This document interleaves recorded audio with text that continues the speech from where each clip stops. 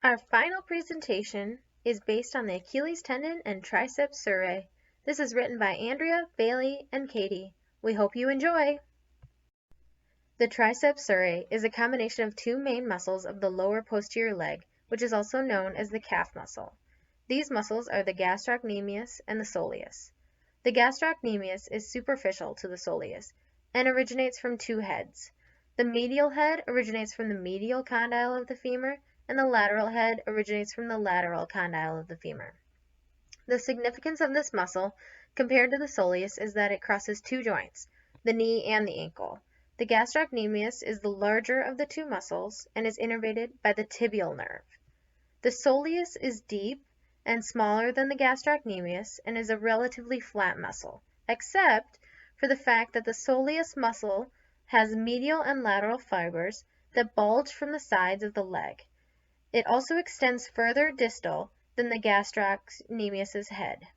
The soleus originates from the soleal line of the tibia and is also innervated by the tibial nerve. Fun facts about these muscles, provided by the Trail Guide to the Body by Andrew Beal in 2014, are that the gastrocnemius is Greek is belly of the leg, and the soleus is named after the solefish. The soleus is also called the second heart, because of the important role its strong contractions play in returning the blood from the leg to the heart. Together, these two muscles come together and insert 6 inches above the heel at the calcaneal tendon. The calcaneal tendon was originally named by the Achilles tendon based on the Greek mythological warrior Achilles. After fighting in the Trojan War, Achilles was mortally wounded when he was stuck with an arrow that penetrated his heel.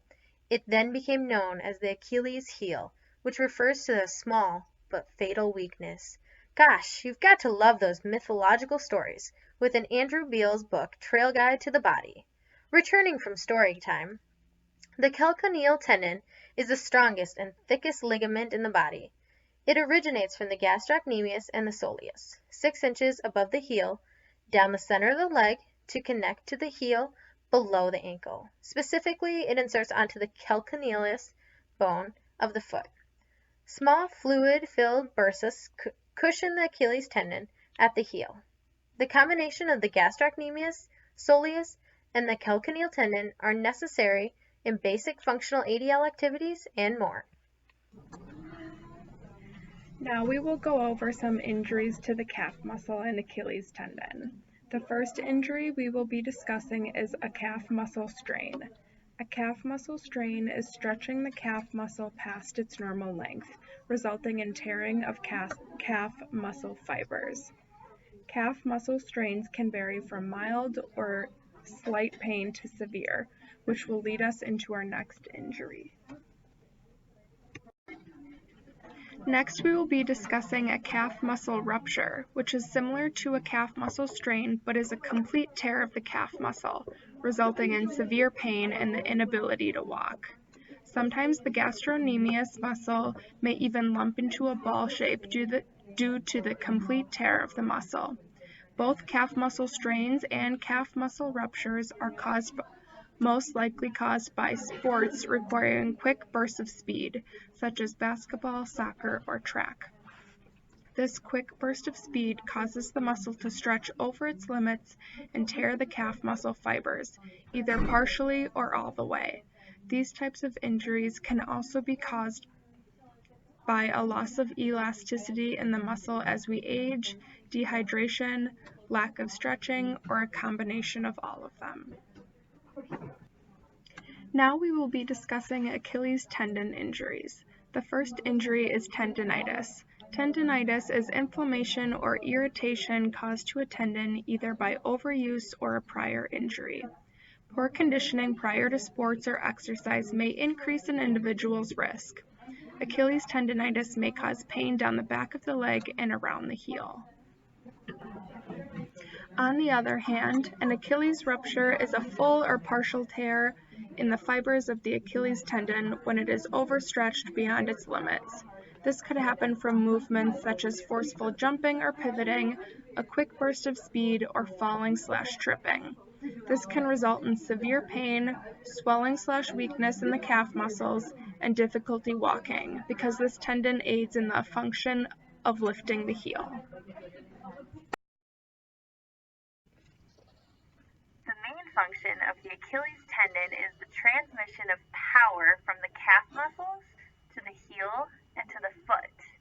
When the calf muscles flex, the Achilles tendon pulls on the heel. This makes it possible for plantar flexion to occur, or standing on the toes. This is critical for getting the toe off the ground during walking and running. The Achilles tendon must withstand very high forces during jumping and landing.